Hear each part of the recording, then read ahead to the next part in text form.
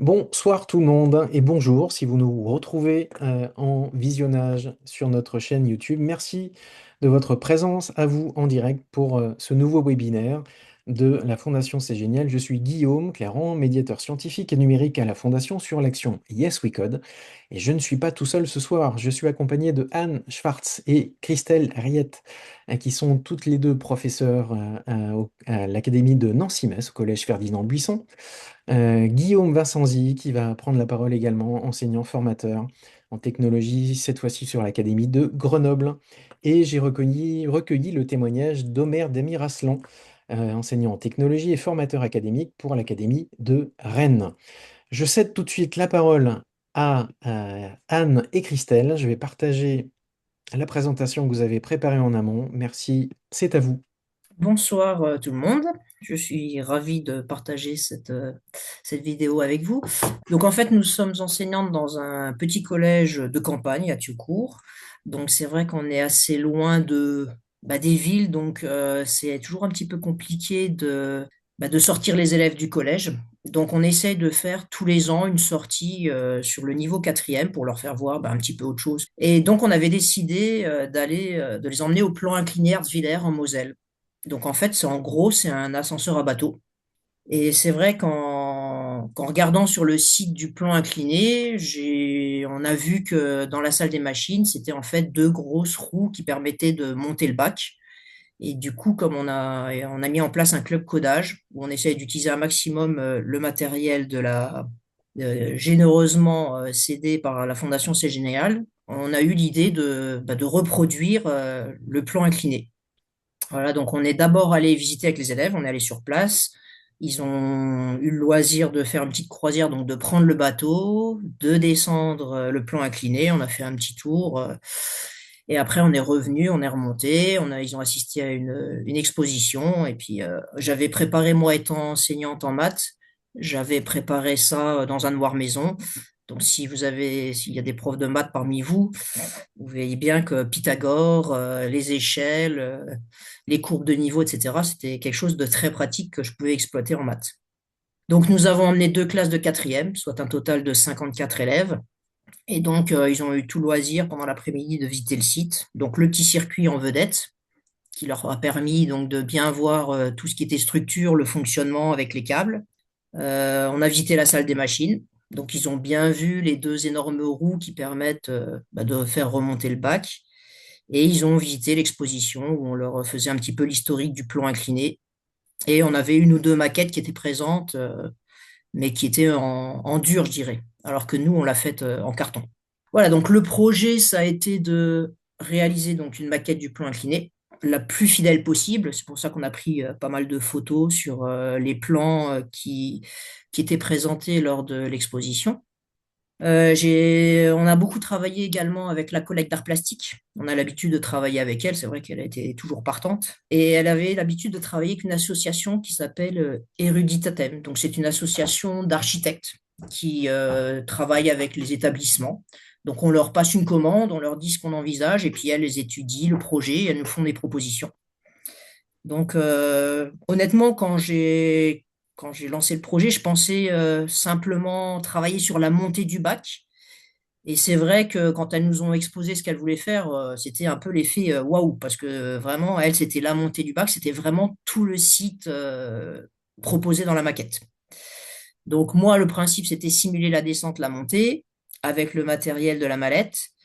Donc il y a eu tout un travail préparatoire avec les élèves du club codage pendant le premier trimestre pour apprendre à utiliser les servomoteurs, à utiliser le robot, à envoyer des commandes d'une carte à l'autre.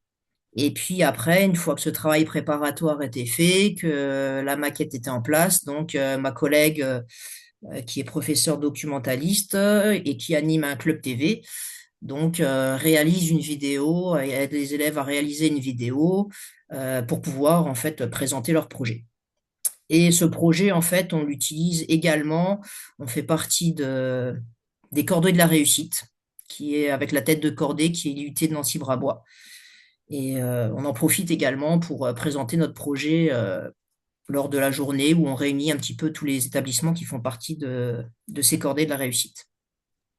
Voilà, je pense J'en qu'on peut. profite, Oui, Anne, pardon. pour poser une question sur le Oui. matériel. Donc, il y avait des cartes microbits, Alors, des cartes des microbits, il y fils. avait des servomoteurs et un robot, On parlait de le robot robots. qui, voilà, qui permettait, parce qu'en fait, il n'y avait pas d'intervention manuelle pour lancer le truc. On lançait le robot passait devant un capteur qui animait tout ça. Au départ, on Ok, avait une maquette l'intention autonome. de mettre le robot. En fait, au départ, on voulait déguiser le robot en bateau et le mettre dans le bac, mais en fait, il est assez lourd. Donc, on avait peur que les servomoteurs soient pas assez puissants pour monter le robot. Donc, on a réussi à l'utiliser autrement. C'était lui, en passant devant le capteur, qui déclenchait tout le mouvement. D'accord. Voilà, donc là, vous voyez une partie de la maquette. Donc, c'était quand même quelque chose de très grand, hein. On avait 2 mètres sur 2. Donc, on voit bien sur les côtés les côtes avec les lignes de niveau. Donc, c'est vrai que ça, j'y avais pas, absolument pas pensé. Ça, c'est au niveau du projet avec l'association. Donc, les élèves ont mis en place. Bon, l'association avait déjà prédécoupé tous les cartons, mais ils ont dû mettre en place pour faire apparaître les lignes de niveau. Ils ont installé tout ce qui était rails. Ils ont vraiment préparé tout. Ils ont créé les petits arbres, la végétation, les bateaux en art plastique. Bon, ça a été vraiment le travail de plusieurs matières en même temps, hein. Donc, les objectifs du projet sont multiples. Donc, c'est vrai qu'au départ, nos projets, enfin, nos visites, c'est systématiquement pour essayer de favoriser l'appétence aux enseignements scientifiques et technologiques. Bon, c'est très dans l'air du temps, hein. C'est vrai que on essaie beaucoup de pousser les filles à faire plutôt des études scientifiques ou en tout cas à s'intéresser aux sciences. Donc, promouvoir également les filières et les métiers scientifiques et technologiques. Nous, c'est vrai qu'on a beaucoup d'élèves c'est normal, ils habitent à la campagne, ils ont des parents, des oncles qui ont des fermes, donc on en a beaucoup qui cherchent pas trop à aller plus loin que leur lieu de résidence. Donc, on aime bien essayer de leur montrer un petit peu qu'il y a d'autres possibilités. C'est pas parce qu'on habite loin des villes qu'on peut pas faire les mêmes études que les élèves qui sont en ville. Tout ce qui est démarche de projet, réfléchir, essayer, avoir des idées, tester, se rendre compte que ça va pas, revenir en arrière, essayer autrement. Donc là, c'est vrai qu'on a très très souvent de belles surprises parce que on se rend compte que certains élèves qui n'ont pas l'air intéressés, finalement, même s'ils ont l'air d'écouter d'une oreille distraite, ils ont enregistré, ils ont eu des idées, ils ont proposé, développer les compétences orales. Quand on va au cordée de la réussite, ils sont interrogés par un jury, donc c'est vrai que ils sont là tous autour de la maquette. Ça va pas tomber forcément, la question va pas forcément être posée à l'élève qui est très à l'aise à l'oral. Donc c'est vrai qu'on a toujours de très belles surprises avec des élèves qui se révèlent parce qu'ils sont capables d'expliquer, parce qu'ils ont bien compris, parce qu'ils sont mis en avant tout simplement. Et au niveau de la réalisation de la maquette, c'est pareil, on a certains élèves qui, dans les matières classiques, sont assez réservés et qui, là, vraiment, sont opérationnels, aident les camarades. Donc, c'est vrai que on a toujours de très, très belles surprises quand on réalise ces projets. Et enfin, favoriser la confiance en soi, le sens de la satisfaction. Ils sont toujours très heureux, alors quand ils gagnent un prix, en plus, là, n'en parlons pas. Donc, ils sont toujours, même si c'est souvent du travail en plus, ils sont toujours partants, ils sont contents. Alors je dis pas que c'est le truc magique qui va remettre un élève dans la motivation, mais c'est vrai qu'on se rend compte que beaucoup d'élèves sont vraiment intéressés, même si au départ ils n'avaient pas l'air, ils se mettent bien dedans, ils s'entraident, voilà. C'est vrai que c'est vraiment intéressant, c'est fédérateur, et en général, on est toujours content d'avoir fait ce projet, même si ça a été très chronophage et on a eu des doutes parfois. On s'est demandé si on allait réussir. C'est vrai que pour rappeler historiquement, parmi les 200 vidéos qui ont participé au concours de vidéos de projet l'an dernier, il y a eu 75 vidéos sélectionnées, donc vous en faisiez partie, et surtout, le projet des élèves a été lauréat. Oui. Donc, de nouveau, félicitations à vous. Il y avait combien d'élèves et quelle répartition filles-garçons? Alors, dans la classe, on est à peu près à moitié-moitié. Alors, en fait, au niveau club codage, c'est vrai que j'avais pas beaucoup d'élèves, hein. J'avais 6 élèves. Il y avait 3 garçons, 3 filles. Par contre, dans la classe, on essaye de faire des classes assez homogènes par rapport à ça. On fait attention à voir toujours à peu près. Et je peux pas dire qu'il y a une motivation plus importante des garçons ou des filles, hein. Honnêtement, c'était pas. Voilà, les filles étaient aussi impliquées que les garçons aussi impliqués que les filles. C'est vrai que après, ils se répartissent pas forcément les mêmes tâches. Ils sont pas toujours, mais vraiment, par rapport aux filles-garçons, on voit pas de différence, hein. Et est-ce que une fois que le projet est lancé, est-ce qu'il y a des élèves qui se révèlent comme ah mais là ça ressemble à quelque chose, moi aussi je vais en faire partie et moi finalement je décide de m'investir davantage. Oui, bah, pendant le club codage, j'étais passé. Alors, nous, on a quand même des soucis pour faire des clubs comme ça. On est toujours un peu embêtés parce que justement, comme on est un peu loin de tout, on a des élèves qui ont trois quarts d'heure, une heure de bus le matin pour venir. Donc, on a beaucoup de demi-pensionnaires. On a deux services l'un derrière l'autre. Donc, c'est vrai on n'arrive pas à avoir beaucoup de créneaux avec les groupes en tout plus. Les créneaux pour avoir une classe entière, c'est compliqué. Donc, on va un petit peu à la pêche suivant les élèves qui sont libres. Et je sais qu'en début d'année, j'avais demandé à quelques élèves, tu veux pas venir au club codage? Oh non, non, non. Et en fait, quand ils ont vu ça, ils m'ont dit, oh, mais c'est super, pourquoi on n'est pas allé au club codage? Je dis, bah, je suis venu vous chercher, hein. Vous pouviez. Donc c'est vrai que après, une fois avoir réalisé, ah bah zut, on aurait dû venir. C'est vrai que là, ce que je regrette, c'est qu'on puisse pas, voilà, proposer à tous les élèves, parce qu'il y a des élèves, je pense, après avoir réalisé ce projet, qui auraient bien voulu participer à un autre projet, faire partie du club codage. Et le problème, c'est que bah, on est très embêté avec les horaires. Voilà, mais je pense qu'on n'est pas le seul établissement à avoir ce problème-là. Voilà, donc au niveau des intervenants, on a quand même pas mal de personnel qui a participé. Donc on avait donc ma collègue documentaliste qui a toujours des soucis. Je suis désolé, elle arrive pas du tout à se connecter. Donc elle est coordinatrice de l'action, elle organise tout ce qui est contact avec l'association, l'initiation, le montage vidéo avec les élèves, voir avec eux ce qu'ils disent, comment ils veulent le dire, etc. Donc c'est plus que me seconder, hein, elle simplifie, elle nous aide vraiment, c'est un plaisir.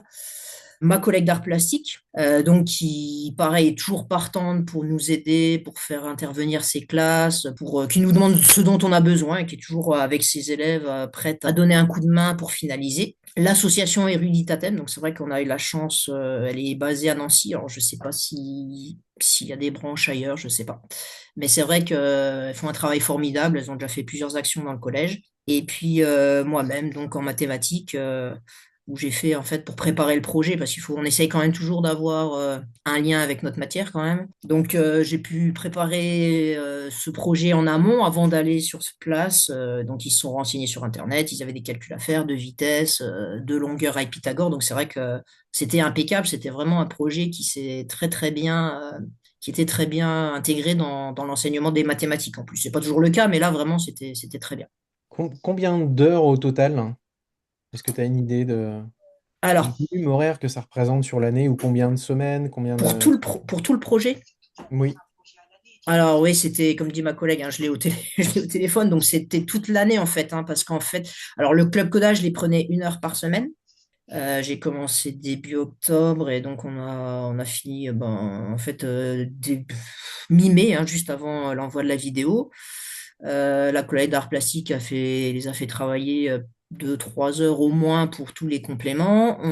L'association est venue 2 fois 3 heures, mais on ne pouvait pas prendre les 27 en même temps. Donc en fait, chaque élève a fait 2 heures sur la maquette. Bah, le club codage pour faire tous les essais, parce que le plus compliqué, ça a été vraiment les essais pour synchroniser, pour régler les problèmes de frottement carton contre carton, etc. Les cerveaux moteurs, au départ, on avait l'impression qu'ils n'allaient pas à la même vitesse, et en fait, c'était simplement que...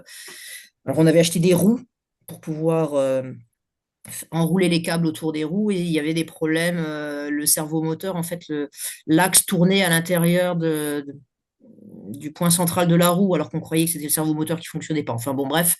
Et les élèves du club codage, dès qu'ils avaient en fait une heure libre et qu'ils savaient que moi j'étais libre et que j'allais travailler sur la maquette, demandaient s'ils pouvaient venir aider. Donc au niveau heure, c'est au moins, je dirais 35-40 heures pour tout finaliser. bon, c'est l'occasion aussi de rappeler que ça met en œuvre l'interdisciplinarité. Oui. Toi, tu enseignes les mathématiques, il y a l'enseignante d'art plastique, l'enseignante documentaliste, une association. Donc là, on voit bien que la partie codage, finalement, c'est pas ce qui représente le plus gros du temps passé par les élèves sur le projet. Non, c'est pas le plus gros du temps. Alors, bon, ils ont passé beaucoup de temps parce qu'on a fait, on balance pas le truc comme ça, on fait des exercices préparatoires avant. C'est vraiment, eux, ils ont vraiment fait le programme. Bon, les programmes étaient pas très compliqués, mais ils les ont fait parce qu'on s'est entraîné avant. Voilà, ils ont trouvé à faire. Après, mais voilà, ça a été la base au départ pour les motiver. Et c'est vrai que je dois dire que les élèves du club collage étaient vraiment très, très, très motivés. Alors, juste les difficultés rencontrées, donc faut savoir, c'est vrai, quand on se lance dans le genre de projet, bon, c'est pas toujours en théorie, ça a toujours l'air beau, mais en pratique, c'est vrai que c'est vrai que le problème de timing, c'est vrai qu'on avait, bon, pour une raison financière, parce que ça a un coût quand même, hein, quand on fait venir une association, bah forcément, ils travaillent pas bénévolement, hein, il faut bien vivre. Donc on avait en fait, on les avait fait venir en mars parce qu'elles venaient déjà pour une autre action dans le collège, donc pour éviter des frais de déplacement, etc. Donc ça a été fini début avril, sachant qu'après c'était les vacances. Donc ça nous a amené à mi-avril pour commencer vraiment à pouvoir faire les essais. Ça faisait longtemps que les programmes étaient prêts, mais les essais on n'avait pas commencé. Donc c'est là qu'on s'est vu, on a vu bah voilà tout ce qui était problème. Bah, les servomoteurs, on avait acheté des roues, mais il fallait adapter un carton autour pour que le fil puisse s'enrouler. Après, il a fallu faire en sorte que le fil ne sorte pas de la roue quand il s'enroulait. Et il fallait réfléchir comment je peux faire pour attacher les capteurs pour pas qu'ils soient là. Voilà, essayer de cacher les choses. Bon, voilà, ça a été plus des problèmes de bricolage. Mais bon, les élèves étaient là, ils avaient des idées, ça leur a plu. Voilà, ça changeait un petit peu de leur cours théorique. Et puis voilà, les problèmes physiques, bah oui, le frottement, on fait monter un bateau en carton sur un plan incliné en carton, donc il y a des frottements, donc réfléchir, ah bah oui, on peut mettre du scotch, on met du plastique. Voilà, donc c'est là qu'on voit ceux qui se débrouillent, ceux qui ont plein d'idées, qui savent se débrouiller. Vous inquiétez pas, je vais le faire, occupez-vous de ça. Voilà, c'est vrai que c'est des moments, franchement, c'est des moments super sympas avec les élèves. C'est voilà. Et puis bon, la taille de la maquette, ben, 2 mètres sur 2 mètres, en 5 morceaux, faut transporter, hein. Et puis il faut écarter les morceaux pour voir ce qui se passe, pour bricoler. Voilà. Mais bon, c'était une très très belle expérience. Je propose qu'on la regarde en vidéo, Ouais. concrètement, pour la voir fonctionner. Tu peux commenter Oui, oui, éventuellement oui, voilà. ces 20 secondes, ça va aller vite, hein, mais Voilà, donc on voit en premier plan le robot qui avance, qui est passé devant le capteur, qui déclenche en fait le servomoteur en bas à droite, là, qui va, voilà, qui enroule. Alors, il fallait trouver un système d'attache qui se détache tout seul. Donc là, on a le bac qui est monté en fait par deux servomoteurs avec des roues en haut. Alors, c'est vrai que dans notre première idée, on voulait après faire sortir le robot, le bateau du bac et tout, mais c'était vraiment trop compliqué. Là, on a vraiment eu des contraintes. Voilà, donc là, on avait le système, le bateau était attaché, le servomoteur qu'on voit à droite, donc en enroulant le fil, permettait de rapprocher le robot. Il fallait réfléchir comment on fait pour que ça se détache tout seul. Voilà, donc là, on a fait appel aux idées de tout le monde et bon, on était content du résultat quand même. Voilà, même si ça fonctionnait pas à chaque essai, voilà, on était content, les élèves étaient vraiment ravis. Et on le ressent dans l'ambiance de classe après. On le ressent. merci beaucoup pour ce partage, je Ouais, et ce que je confirme. voulais dire aussi, c'est voilà, donc n'hésitez pas à vous lancer, même si ça vous paraît. Bon, il y aura des heures, hein, des heures à faire, c'est sûr, mais c'est vrai que après, c'est quand même on a quand même une satisfaction et une fierté pour nos élèves, quoi. Et puis nous, la satisfaction de vous voir récompensé et que cette vidéo fait partie des vidéos inspirantes, en effet, pour les autres projets. C'est gentil. Guillaume, hein, je te propose de prendre la suite. Bonsoir tout le monde, je suis heureux d'être là et pour témoigner de la façon dont moi je mets en œuvre la pédagogie de projet, notamment moi je suis dans l'académie de Grenoble, j'enseigne dans un collège en périphérie de Grenoble qui s'appelle le collège Clos Jouvin à Jarry. Et puis le reste du temps, je suis formateur disciplinaire en technologie et puis dans le cadre de l'EDD, éducation en développement durable, et puis au sujet de la créativité qui va nous occuper dans mon propos, puisque ce que j'essaie de faire, c'est de mobiliser la créativité et d'offrir une liberté d'action aux élèves dans les projets qu'ils choisissent de mener, que ce soit les problématiques qu'ils choisissent ou le prototypage. Donc tout ça, sur le papier, c'est bien joli, mais ensuite, comment on réalise ça de manière concrète? Donc mon propos, il va s'appuyer sur un travail qu'on a développé dans le cadre du programme J'invente demain. J'invente demain, contrairement à Yes We Code, c'est un programme qui est académique, et vraiment dans notre académie de Grenoble. Mais pour autant, d'une part, les objectifs sont très voisins Et donc ça peut parfaitement coexister. Et d'autre part, les outils que je vais vous proposer sont centrés dans un livret qui est totalement libre d'accès sur le site J'invente demain. Et vous êtes totalement autorisé et invité à réutiliser, transformer, modifier des documents qui vous paraîtraient utiles. Donc ce programme, depuis 2016, il a bien évolué, mais on a formé des dizaines et des dizaines de profs et maintenant des milliers d'élèves sont passés par ce programme académique. Donc ce programme, il est centré sur une façon d'inventer des solutions qui n'est pas issue de l'éducation nationale, qui s'appelle le design thinking. Et le design thinking, c'est une méthode où finalement on essaie de trouver des problématiques, de se mettre en empathie avec quelqu'un ou un groupe de personnes ou une problématique qu'on rencontre. Et de là, on va essayer d'éclaircir, de définir, de négocier vraiment où est le nœud du problème, d'imaginer des solutions, de prototyper et de tester donc un petit peu tout ce qu'on vise à faire chez Yes We Code. Contrairement à une approche d'innovation qu'on pourrait appeler traditionnelle, où on va partir peut-être d'une solution existante et essayer de trouver comment la faire mieux, améliorer tel ou tel degré de performance, là on va vraiment partir, on va vraiment essayer de trouver le besoin et laisser libre cours à différentes idées de solutions qui pourraient sortir de notre cerveau, sans trop se préoccuper de la faisabilité dans un premier temps. Donc là, on va vraiment ouvrir un espace de créativité chez nos élèves. On va vraiment, euh, nous, en tant qu'enseignants, changer de posture, passer vraiment dans une posture d'ouverture afin de libérer leur créativité. Et puis ensuite, on va négocier avec eux la faisabilité. Pour cela, on a un certain nombre d'outils qu'on va voir après.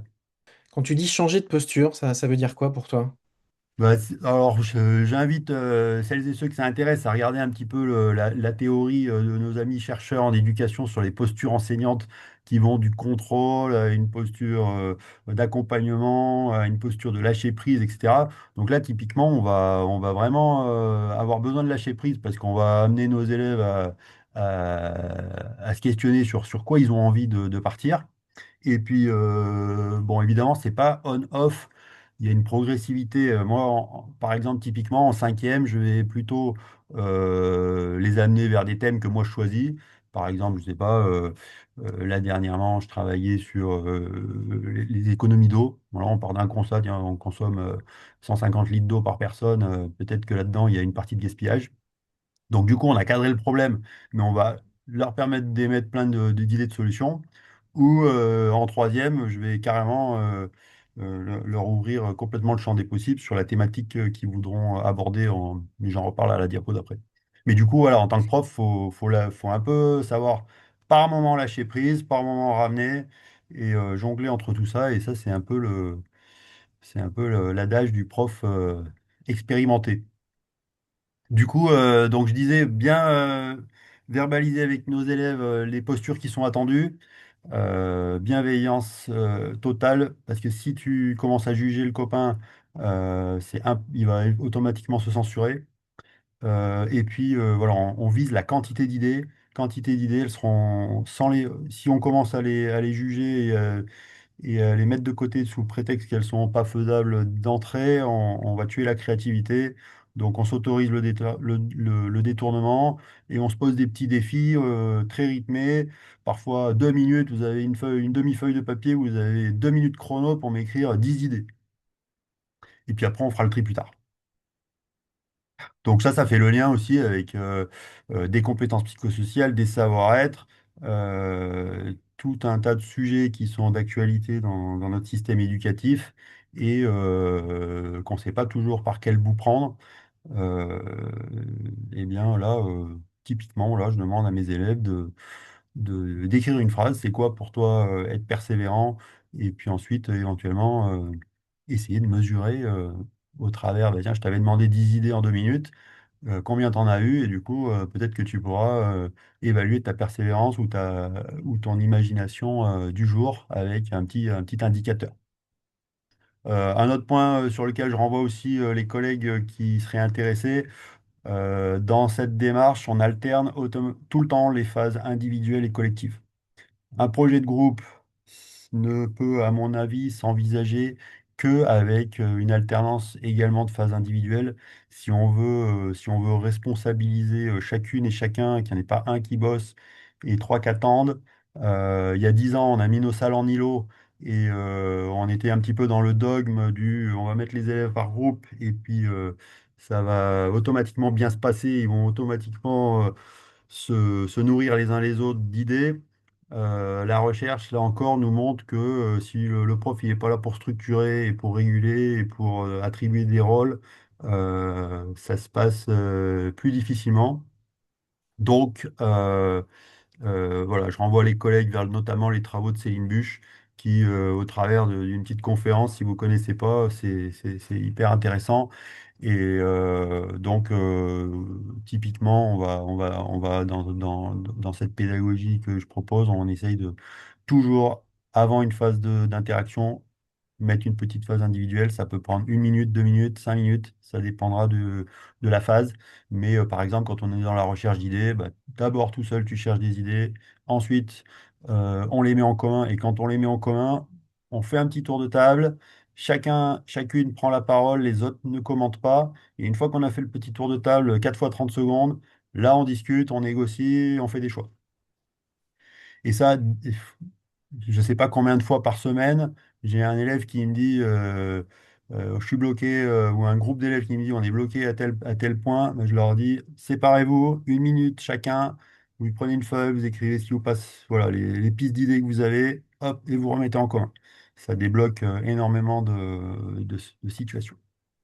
Je change de thématique, je reviens un petit peu dans la recherche de projets. Parfois, on a envie de faire, de donner de la liberté à nos élèves. On ne sait pas trop par où commencer. Je vous encourage, en tout cas, nous, c'est ce qu'on a fait, à partir des 17 objectifs du développement durable de l'ONU. Ils ont deux avantages, à mon avis. Un, ils sont hyper consensuels, puisque si je ne sais pas combien de centaines de pays dans le monde arrivent à se mettre d'accord, alors que le reste du temps, ils ont plutôt tendance à se taper dessus, c'est que c'est plutôt consensuel. Alors, on n'est pas forcément sur le consensus, sur le comment, mais en tout cas, sur les objectifs, oui. Et puis, le deuxième gros avantage qu'ils ont, c'est qu'on peut les décliner à une échelle hyper locale, donc l'échelle de l'établissement, l'échelle du foyer, l'échelle de la commune, l'échelle de son club de sport.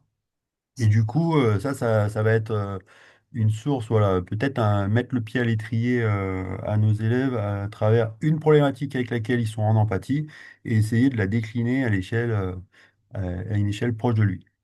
Et du coup, là, on les fait travailler avec ce petit document là qu'on a mis en place, où finalement, une fois qu'ils ont trouvé un objectif qui leur parle, ben, soit on leur fait verbaliser un problème qu'ils rencontrent dans leur quotidien ou qu'ils ont pu constater, ou soit carrément on les fait partir d'un chiffre où, bah, tiens, bah, tu me parles de d'eau, bah, cherche-moi un chiffre probant, fiable sur la problématique de l'eau en France ou dans un collège où tu me parles de problématiques de gaspillage alimentaire. Eh ben, tiens, une cantine française moyenne, ça gaspille combien de nourriture? Et ça, c'est percutant et ça va nourrir aussi le discours derrière sur, bah tiens, mon projet, c'est pas juste on fait de la technologie pour faire des petits gadgets. On est ancré dans le réel, on a un chiffre fiable, probant, qui nous dit bah, que le problème, il existe. On peut ensuite chercher bah, des conséquences de ce problème. Et puis surtout des causes racines. Parce que souvent nos problèmes, ils sont complexes, ils sont multifactoriels, et on est dans un monde complexe. Et notre rôle, c'est aussi d'amener nos élèves à se questionner là-dessus. Donc bah, du coup, on leur fait faire des petites cartes mentales, par exemple. Bah, tiens, on a du gaspillage alimentaire. C'est quoi les causes? Est-ce que, par exemple, alors je- je crois que vu que je parle du gaspillage alimentaire, je vous ai mis un exemple d'un projet de mes élèves. Donc voilà, des chiffres, vous en voulez, en veux-tu, en voilà. Une cantine comme la mienne, où il y a 600 repas servis par jour, c'est 30 000 euros de gaspillage en moyenne par an. Donc, on peut prendre ça. Bon, ça fait quand même un chiffre qui fait un peu réfléchir. Et puis, à la phase des causes, bah tiens, bah alors pourquoi, qu'est-ce qui peut causer le gaspillage alimentaire? Mais en fait, il y a mille et une causes, hein. On n'a pas le temps, on n'a pas le choix. Ou quand je suis arrivé à la place, c'était froid, parce que l'assaisonnement, il m'a pas plu, parce que certains élèves ne connaissent pas tel ou tel produit, du coup, ils prennent pas. Et puis là, en l'occurrence, mes élèves, ils avaient mis en lumière le fait que bah, la personne qui sert, elle sert des rations standards.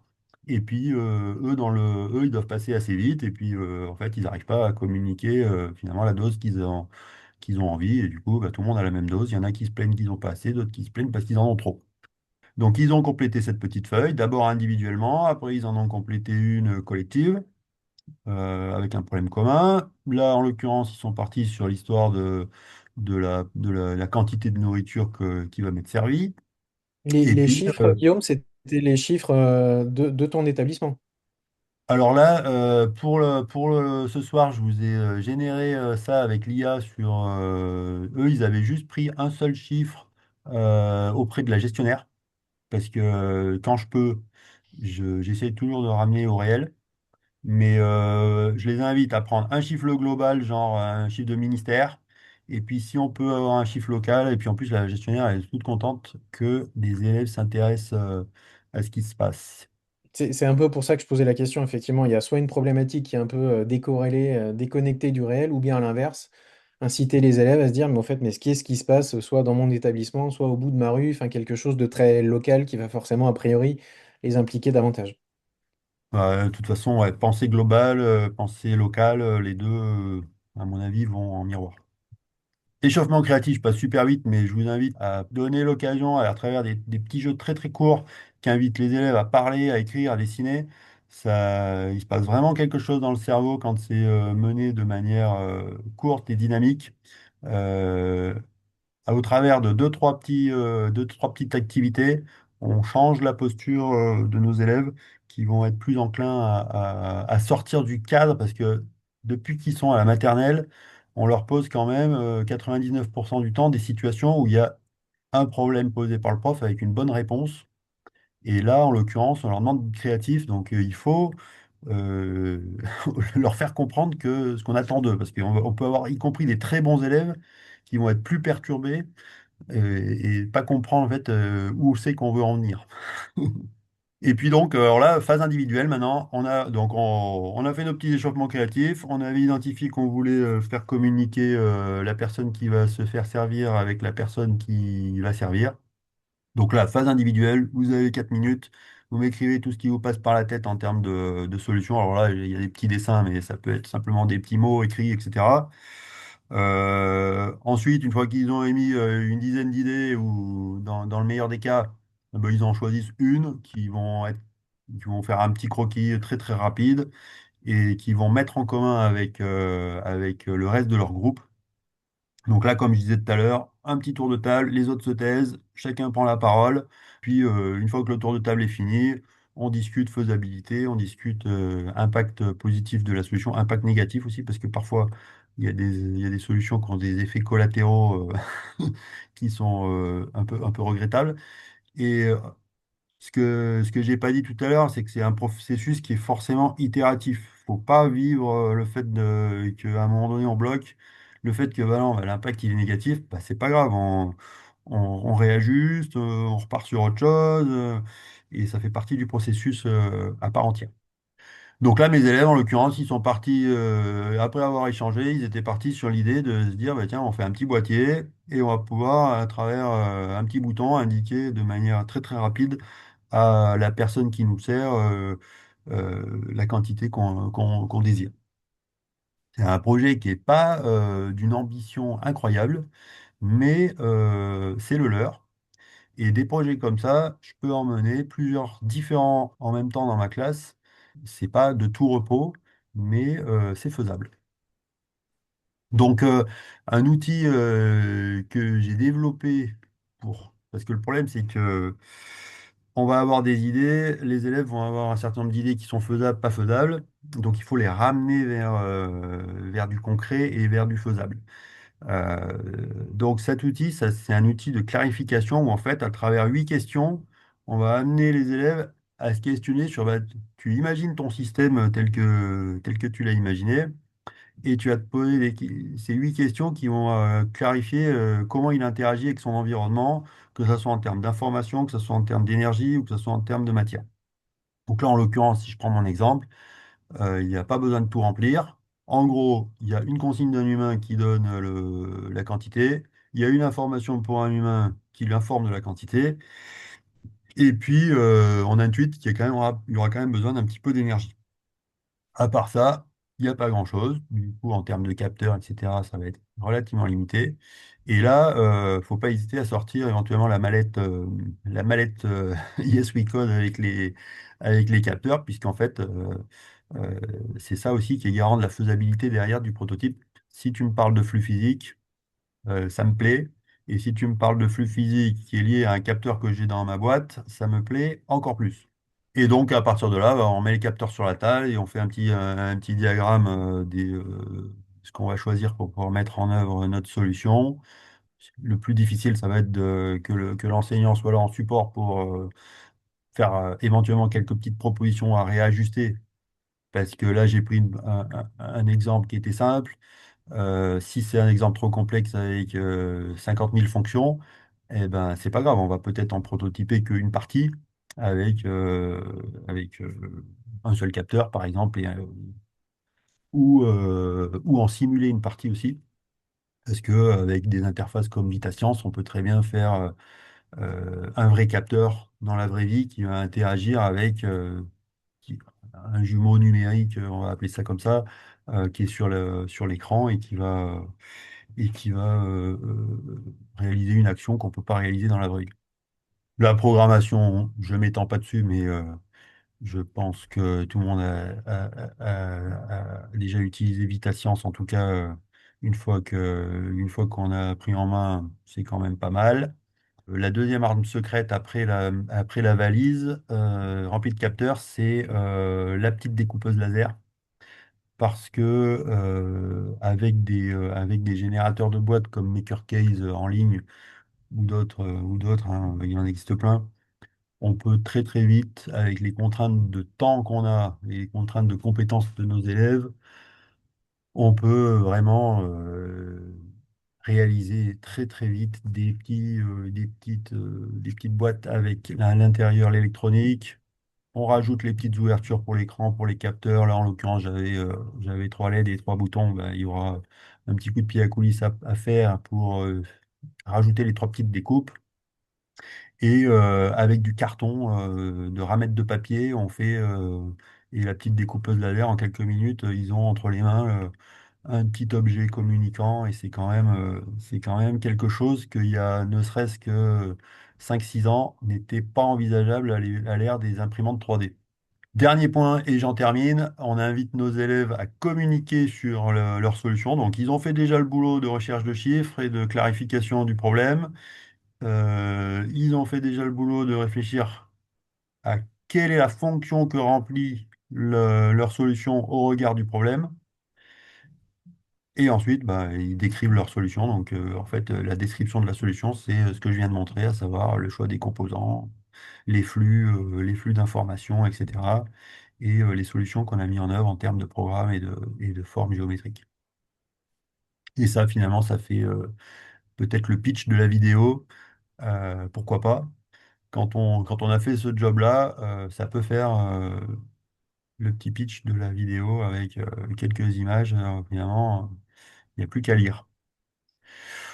J'en termine, donc je vous remercie pour votre attention. Vous trouvez les infos avec des exemples de projets d'élèves sur le site de J'invente demain.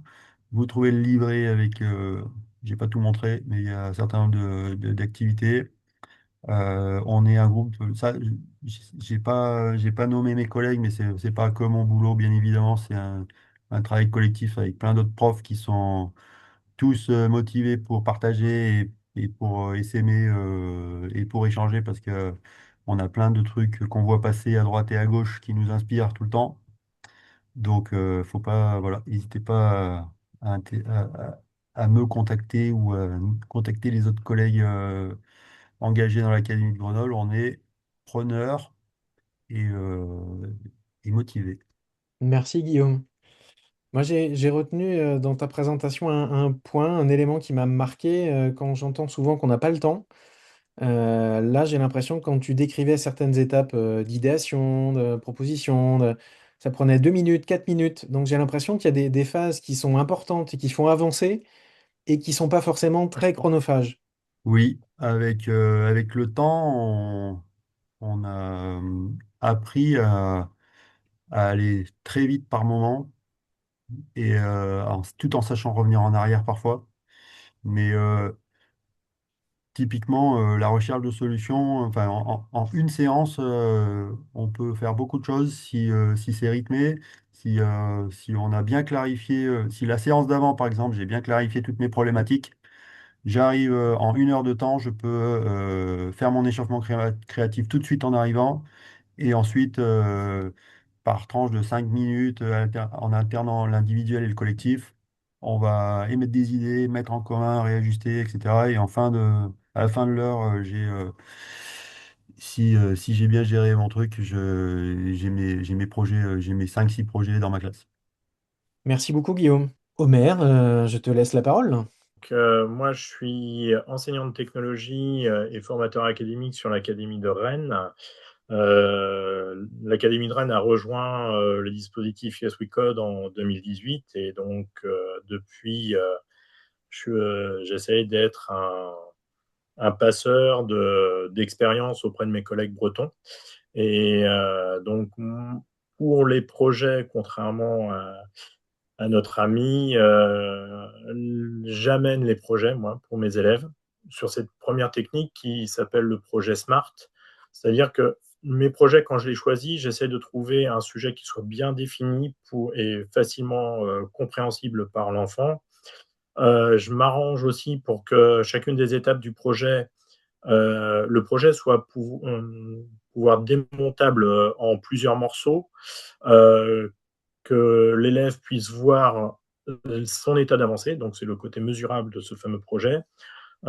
Ambitieux, parce que on a des élèves qui sont réfléchis, qui sont inventifs, créatifs, et donc il faut leur laisser la possibilité du champ d'exploration de, et d'investigation par rapport au questionnement de chacune des étapes de notre projet.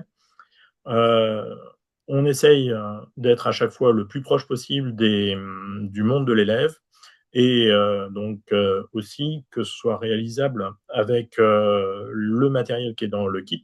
C'est pour ça qu'il y a cette partie réaliste. Et comme tout enseignant, on est toujours bloqué par le temps de l'année scolaire. Et moi, je m'arrange à chaque fois pour que chacun de mes projets dure à peu près une séquence qui est prévue dans le programme de techno, c'est-à-dire à peu près d'une vacance à l'autre. Donc, ces projets SMART, c'est souvent, ces éléments-là viennent en appui des projets avec une méthode agile. Et plutôt qu'utiliser les grands dispositifs qui sont connus dans le monde industriel avec le diagramme de Gantt, avec les tâches, l'ordonnancement des tâches et les durées, faire des calculs de durée de projet, moi je suis parti plutôt sur les projets pluritechnologiques à utiliser cette méthode-là, qui est beaucoup utilisée dans les systèmes embarqués, dans les projets à système embarqué et autres. Et j'utilise donc cette fameuse méthode agile Scrum. Vous voyez qu'il y a différents personnages comme le Product Owner, le Scrum Master, qui sont donc deux personnages clés dans le développement du projet avec l'équipe, qui va accompagner l'équipe de développement. Et ces deux personnes-là doivent satisfaire les clients. Et donc moi, mes projets, c'est souvent en lien avec l'EPS. J'adore l'EPS et ça fait partie aussi d'un des objectifs de développement durable qui est pour l'amélioration de la santé. Et sur la CAP de Rennes, on avait un gros pôle sur la lutte contre la sédentarité. Et donc souvent, mes projets ont lien un peu avec la pratique EPS. Les clients sont donc les profs d'EPS et j'essaie de trouver des projets qui sont donc souvent des projets qui existent dans le commerce, mais qui sont horriblement chers. Et là, on se pose le problème on n'a pas les moyens financiers de l'acheter. Donc, est-ce qu'on peut le faire par nous-mêmes avec les moyens que l'on a et les connaissances que l'on a. Donc derrière, on arrive sur, j'ai donné le rôle de chacun. Le product owner, c'est donc l'enseignant. Il est en lien avec le client. Il essaye d'amener, après avoir échangé avec le client, tout ce que souhaite la personne. On essaye de définir donc une série de sprints. Donc un sprint dans la méthode agile, c'est une tâche élémentaire du projet. Et donc c'est en gros comme un gros Lego. Le montage final, c'est toutes les briques assemblées, et un sprint, c'est une brique. Donc l'idée, c'est d'aller chercher toutes les briques qu'on a besoin, de les préparer, de les assembler, le product owner prépare en partie ces tâches-là. Et le Scrum Master, c'est la personne qui va animer les séances de développement, qui va débugger ou qui va accompagner le questionnement des élèves pour qu'ils réussissent à débugger les difficultés qu'ils rencontrent. Et dans cette fameuse méthode, le Scrum journalier, c'est une séance de cours de technologie, c'est un Scrum. Et dans ce Scrum, on va essayer de réaliser un ou plusieurs sprints en fonction de la difficulté que ça représente. Pour l'organiser, on a une méthode qui s'appelle la méthode Kanban, qui est utilisée et qui avait été utilisée par Toyota au tout début. C'est un tableau, comme vous pouvez le voir, qui est décomposé en 4 colonnes avec toutes les tâches à faire. Au tout début, avec le product owner, le Scrum Master et l'équipe de développement, donc ils sont au courant de toutes les tâches à accomplir. Donc elles sont classées en ce qu'on appelle des user stories, c'est-à-dire des gros chapitres du projet. Et ensuite, l'équipe de développement, qui sont de 2 à 4 élèves, suivant la difficulté des projets, ils se partagent les tâches et ils s'organisent en disant moi, je vais prendre tel sprint, toi, tu fais tel sprint, et on envoie dans la colonne en cours. Pendant toute cette phase de développement, donc, on sait qui est où et qui fait quoi. Donc, à partir de là, dès lors qu'il y en a un ou une qui a fini d'avancer sur ce projet-là, sur son sprint, et qu'il a bien avancé et qu'il est présentable, il y a les revues de projet de fin de séance, les sprint reviews, qui permettent de savoir où on en est rendu. Et quand on a besoin, avant de fabriquer le produit complet, on le met dans la colonne à valider. On laisse en attente le temps que tous les sprints avancent et que le Scrum Master, le prof, puisse vérifier où on en est rendu, et voire même des fois, on laisse en attente en partie à valider quand on a besoin de plusieurs sprints pour réaliser et terminer l'opération. Des fois, pour pouvoir réaliser un compteur de mouvement, par exemple, dans le cadre d'un projet de compteur de squat, il faut savoir compter, il va falloir savoir repérer la position, et quand on saura faire ces deux choses-là, il va falloir réussir à assembler les deux pour obtenir la partie finale de compter le nombre de squats que l'on a fait. Voilà l'histoire du Kanban. Donc ça date de 1940 avec Toyota, et c'était utilisé pour optimiser la production. Je reviens sur mon fameux compteur de squat. Donc un exemple concret qui a été mis en place lors de la mise en place des nouveaux programmes en technologie, c'était de créer un compteur de squat en lien avec l'EPS, et l'objectif était donc de réussir avec la carte microbit, son accéléromètre et son affichage et sa mémoire, durant un temps limité, à réussir à comptabiliser le nombre de squats qui a été fait. Donc sur une durée de 30 secondes, comment on peut faire ça? Mais tous les sprints que l'on voit ici, afficher sur le panneau de LED, émettre un son, réaliser le décompte numérisé, compter le nombre d'appuis, tous ces sprints-là, je ne les ai pas envoyés aux élèves comme cela. Je les ai fait se questionner sur faire un compteur de squats, ça veut dire quoi? Qu'est-ce que ça requiert? Qu'est-ce qu'il faut pour obtenir ce produit final? Et on a co-construit cette fameuse liste de sprints, le backlog. Et puis à partir de là, quand toutes les tâches à faire étaient bien claires dans la tête de chacun des membres de l'équipe de développement, c'était maintenant, vous avez la plateforme de programmation, vous avez le matériel devant vous, vous êtes en mode d'investigation, vous partez, vous essayez, vous testez, et dès que c'est réussi, on fait avancer dans le tableau Kanban. Donc, un des exemples que j'aime bien montrer, c'est cette phase-là. Comment réussir à compter le nombre de squats réussis. Et donc, ça nécessite deux étapes préliminaires qui sont de réussir à faire compter le nombre d'appuis, faire compter la carte. Et je leur fais découvrir ce que c'est une variable à ce moment-là. Et étant donné que jouer sur la position, c'est pas tout de suite quelque chose qui est maîtrisé.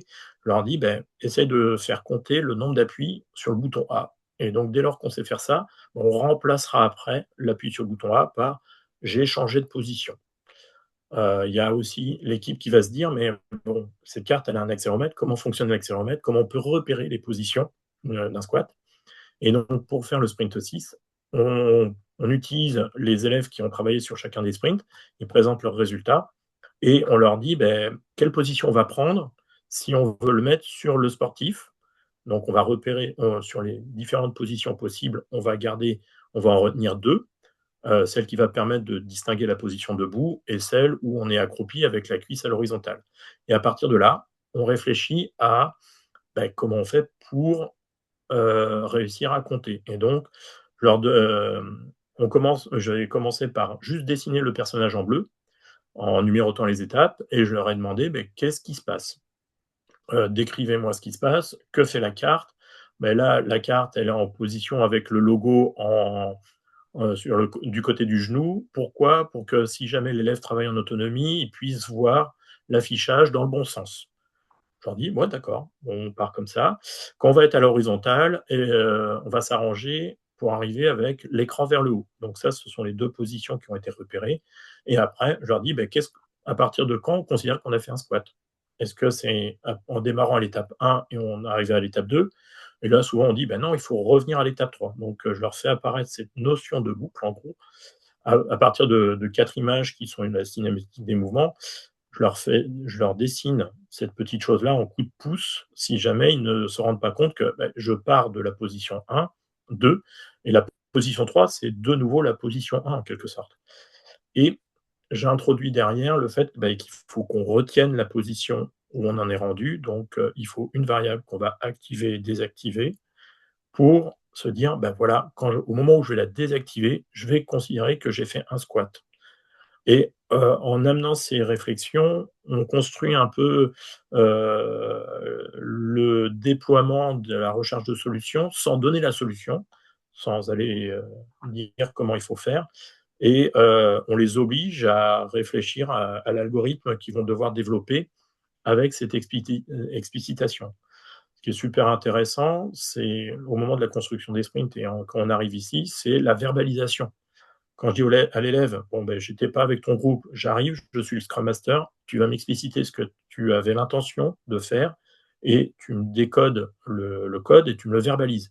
Et donc là, on a un gros travail sur l'oralité qui permet ensuite donc de bien mettre l'élève dans l'action, d'éventuellement de demander des coups de pouce aux copains quand, par exemple, pour faire le sprint 6, celui qui a travaillé sur la position, il peut donner un éclairage et celui qui a travaillé sur le sprint 4, voilà, ils vont pouvoir se reformer le groupe et travailler à 3 têtes plutôt que 2 ou une. Et donc, ça crée une coopération. Ce qui est super intéressant, après, sur ce type de projet-là, c'est que moi, je leur dis, le projet, on va l'utiliser en EPS, et donc ça reste pas en classe. Donc, il y a une réelle exploitation derrière, et ça motive les élèves, et ils me disent: «Mais, on va faire des squats en classe de techno aussi?» Je leur dis: «Il faut bien que tu testes en programme, donc il va falloir qu'à un moment tu y ailles».